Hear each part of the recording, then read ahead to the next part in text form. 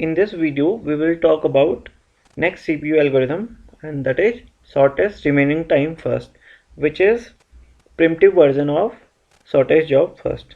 Okay, so let's see how this algorithm work and what is SRTF. जैसा कि हम लोग जानते हैं कि जो SRTF है वो प्रिमिटिव वर्जन है शॉर्टेज जॉब फर्स्ट का। ठीक है, अब प्रिम्पशन में क्या होगा, सपोज किसी एक प्रोसेस को P1 को, ठीक है, प्रोसेस P1 को CPU असाइन हो गया है और कोई नेक्स्ट प्रोसेस आती है P2, इसका जो बस टाइम है P1 से कम है। ठीक है, तो यहाँ पे क्या करेंगे, P1 से CPU को प्रिम कर लेंगे और CPU असाइन हो जाएगा P2 को। ठीक है, क्योंकि शॉर्टेज जॉब फर्स्ट में हम क्या करते हैं, जिस प्रोसेस का बस टाइम कम होता है उसको CPU एलोकेट होता है। अब बट यहाँ पे क्या है, प्रिमिटिव वर्जन है। ठीक है, प्रिमिटिव वर्जन है तो करंटली जो रनिंग प्रोसेस है उसको हम कंपेयर करेंगे जो नेक्स्ट प्रोसेस है जिसे CPU जो CPU को डिमांड कर रही है, ठीक है, उसके बस टाइम से। अगर वो कम होता है तो हम उसे CPU असाइन करेंगे। ऐसे ही हम P2 के लिए P चेक करेंगे, क्या पता कोई प्रोसेस P3 आ जाए और उसका बस टाइम इस P2 से कम हो, तो ये चीज़ हम चेक करते रहेंगे। ठीक है, तो ये चीज़ लिखी हुई है यहाँ पे, अ primitive SJF algorithm will prompt the currently executing process. ठीक है, तो जैसा मैंने बताया कि प्रिमिटिव शेड्यूलिंग एल्गोरिथम में क्या होता है, जो करंटली एग्जीक्यूटिंग प्रोसेस है उससे CPU को प्रिम्प्ट कर लेंगे। ठीक है, क्योंकि क्राइटेरिया यहाँ पे प्रिमिटिव है। जबकि नॉन प्रिमिटिव में क्या होता था, अगर किसी एक प्रोसेस को CPU असाइन हो गया है तो जब तक उसका एग्जीक्यूशन कंप्लीट नहीं हो जाता तब तक उससे CPU प्रिम्प्ट नहीं होता था। ठीक है, देखते हैं इसके एग्जाम्पल सॉल्व करके, उससे हमें ज़्यादा समझ आएगा। क्या गिवन है, consider the following set of processes with their arrival time and CPU बस गिवन इन मिलीसेकंड। तो हमें कैलकुलेट करना है वही same cheese, average turnaround time and average waiting time. तो हमारे पास अभी सिस्टम में नहीं, सॉरी अभी नहीं है, बट हमें 4 set of 4 set of processes given है।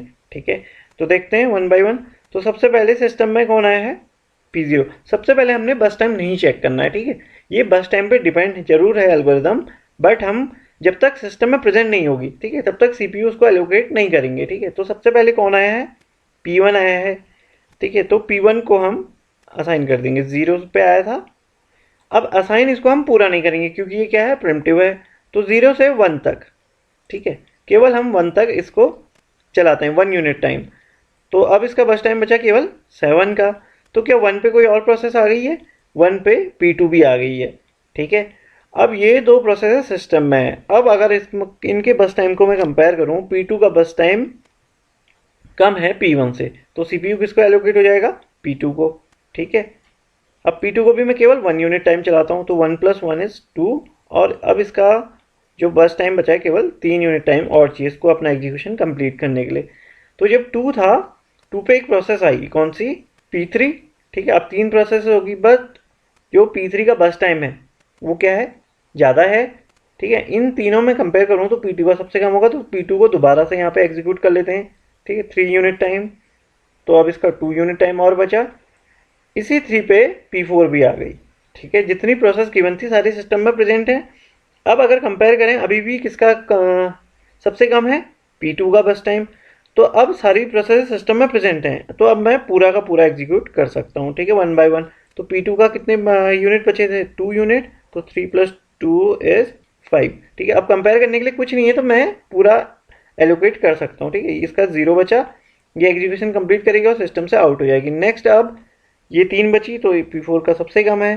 ठीक है, P4 को पूरा असाइन कर देते हैं, 5 + 5 = 10। ठीक है, ये भी सिस्टम से आउट हो जाएगी, 0 बचा। ऐसे ही अब 9 और 7 में P1 को। ठीक है, तो कितना हो जाएगा, 10 + 7 = 17, ये भी आउट हो जाएगा, 0। और लास्ट P3। ठीक है, P3 की कितनी 9 थी, तो 8 हो जाएगा 26।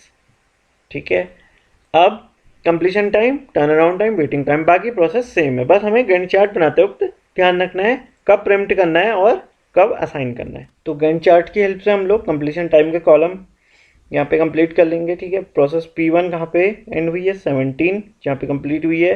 नेक्स्ट P2 कंप्लीट हुई है 5 पे, P3 कंप्लीट हुई है 26 पे, ऐसे ही P4 10 पे। ठीक है, टर्न अराउंड टाइम हमें पता है, completion time minus arrival time, तो 17 माइनस 0 ऐसे ही 5 माइनस 1, तो हम टर्न अराउंड टाइम का कॉलम में कैलकुलेट कर लेंगे। ऐसे ही वेटिंग टाइम क्या होगा, टर्न अराउंड टाइम माइनस बस टाइम, ठीक है।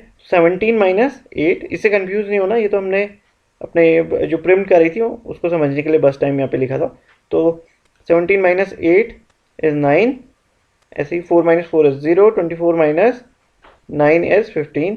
तो हमने लास्ट में एवरेज निकालना है, तो क्या करेंगे, turn around average turnaround time के लिए चारों प्रोसेसेस के टर्न अराउंड टाइम का सम divided by number of processes, ठीक है।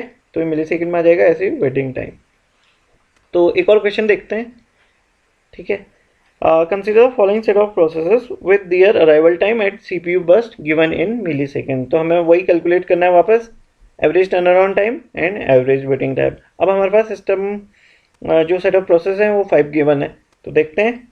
तो सबसे पहले क्या कर, हमें बस टाइम नहीं चेक करना है, ठीक है। सबसे पहले तो ये देखना है कि सिस्टम में कौन आया है, ये नहीं कि अभी P2 का बस टाइम सबसे कम है तो इसको एलोकेट कर देंगे, ठीक है। क्यों नहीं करेंगे, इसका अराइवल टाइम क्या है 7, इससे पहले भी कुछ प्रोसेसेस आ रही हैं सिस्टम में, ये तो प्रेजेंट ही नहीं है अभी। तो गैंट चार्ट शुरू करते हैं हम 0 से, ठीक है। 0 से अब देखते हैं सबसे कम अराइवल टाइम जो है, सबसे जो पहले आई है वो P1 है। तो 0 से 2 तक जो CPU है वो आइडल रहेगा, ठीक है। अभी CPU कोई काम नहीं कर रहा है।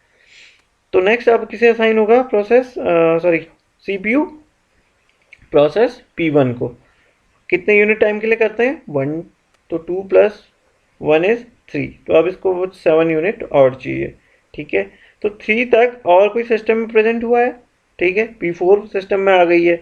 अब इन दोनों को कंपेयर करें तो P4 का बस टाइम कम है, तो P4 को एलोकेट कर देते हैं 1 यूनिट टाइम, तो इसका बचा 5। ऐसे ही अब 4 तक गैंट चार्ट चला गया, तो 4 पे कोई और आया है, नहीं आया है, ठीक है। नेक्स्ट प्रोसेस P5 आई है, वो 5 पे। तो अब हम वापस दोनों को कंपेयर करेंगे तो वापस P4 ही असाइन होना है, ठीक है। 1 यूनिट टाइम और देख लेते हैं, 4 प्लस 1 इज 5, ठीक है। तो 5 पे अब P5 आ गई। अब जो P4 1 यूनिट और चल गई, ठीक है। अब अगर इन दोनों को कंपेयर करूं, ठीक है, दोनों का, इन तीनों को अगर कंपेयर करते हैं जो सिस्टम में प्रेजेंट है P1, P4 और P5, तो इन तीनों में से सबसे कम बस टाइम P4 और P5 का है, दोनों का इक्वल है। तो आप किसे असाइन करेंगे, जैसा हम पढ़ चुके हैं, या अगर कहीं पे टाई होती है तो उसे हम फर्स्ट कम फर्स्ट सर्व से ब्रेक कर लेते हैं, ठीक है। तो पहले कौन आया है इन दोनों में से, P4 आया, तो अगेन मैं P4 को असाइन कर देता हूँ, ठीक है। 5 प्लस 1 6, इसका बचे 3, ठीक है। तो 6 पे अब P3 भी आ गई। तो अब P3 का क्या है, बस टाइम कम है, ठीक है, जितने भी सिस्टम में प्रेजेंट हैं उन प्रोसेस में, तो असाइन हो जाएगा P3 को, ठीक है। 1 यूनिट टाइम इसको भी कर लेते हैं, 6 प्लस 1 इज 7, और इसका बचा 1। तो अब 7 पे कौन सी प्रोसेस आ गई, P2 भी आ गई। अब फिर से इन दोनों के बीच टाई हो जाएगी। अब सारी प्रोसेस सिस्टम में आ गई हैं, बट P2 और P3 में क्या है, टाई है, तो वही फर्स्ट कम फर्स्ट सर्व। तो अब मैं पूरा असाइन कर सकता हूँ। P3 का तो बचा ही 1 यूनिट है, तो P3 7 प्लस 1 इज 8, ठीक है। तो ये आउट हो जाएगा। नेक्स्ट अब सबसे कम बस टाइम P2 का है, 8 प्लस 1 इज 9, ठीक है, ये भी सिस्टम से आउट हो जाएगा। अब बची हैं P4, P5 एंड P1, तो 3 है सबसे कम P4 का, तो P4 को असाइन कर देते हैं, 9 प्लस 3 इज 12, ये 0 हो जाएगा।